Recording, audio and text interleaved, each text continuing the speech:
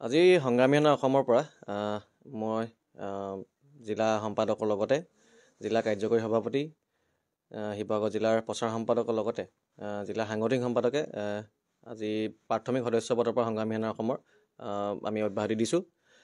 বিশেষ কিছুমান কাৰণ সংগঠনৰ মজিয়াত কিছুমান সৃষ্টি হোৱা একনায়কত্ববাদৰ লগতে তেনেকুৱা ধৰণৰ কিছুমান কথাৰ কাৰণে আমি আজি এই সংবিধানৰ সংগঠনৰ পবিত্ৰ মজিয়াৰ পৰা আমি অব্যাহতি দিবলগীয়া হৈছে। সংগঠনৰ আমি ব্যক্তিকেন্দ্ৰিকহে আমাৰ অকণমান ক্ষোভ আছে, কিন্তু সংগঠনটোৰ প্ৰতি সদায় আমি যেনেকৈ দায়বদ্ধতা আছিলে তেনেকৈ থাকিব। সংগঠনক আমি সন্মান কৰোঁ। লগতে কিছুমান ব্যক্তিগত কাৰণতো আমি এই সংগ্ৰামী সেনা অসমৰ প্ৰাথমিক সদস্য পদৰ পৰা আমি অব্যাহতি দিছোঁ বুলি আজি ঘোষণা কৰিছোঁ। বিশেষ কাৰণত অব্যাহতি দিয়া হৈছে নেকি?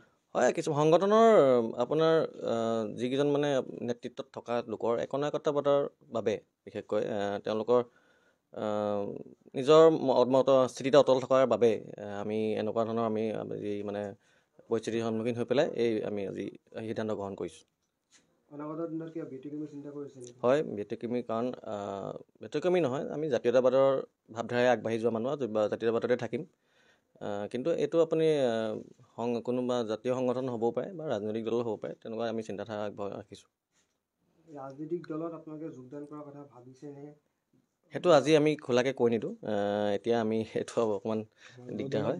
হয়, আমি অনাগত আপোনালোকে গম পাব। অনাগত দিনত আপোনালোকে নিশ্চয় আপোনালোকক আমি অৱগত কৰিম।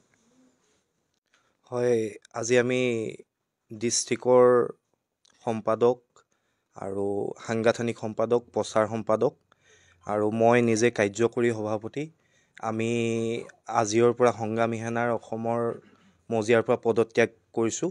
আৰু লগতে আমাৰ ৩২জনীয়া এখন আঞ্চলিক কমিটি, কৰ্দগুৰি আঞ্চলিক কমিটি, তেওঁলোকো আজি পদত্যাগ কৰিছে।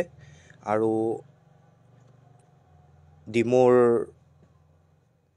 দুজনমান সতীৰ্থ আছিলে, তেওঁলোকো পদত্যাগ কৰিছে। তেওঁলোক আজি উপস্থিত থাকিব নোৱাৰিলে, আমাকে জনাই দিব কৈছে। আপোনালোকৰ বিশেষ কাৰণ আপোনালোকে গোটেইখিনি পদত্যাগ কৰিছে? হয়, বিশেষ ব্যক্তিগত অসুবিধা আৰু লগতে ব্যক্তিগত অসুবিধাৰ কাৰণে পদত্যাগ কৰিছোঁ আমি। অনাগত দিনত আপোনালোকে বেলেগ কিবা ৰাজনৈতিক বা সেইটো ভাবিছোঁ। অনাগত দিনত আপোনালোকক নিশ্চয় জনাম।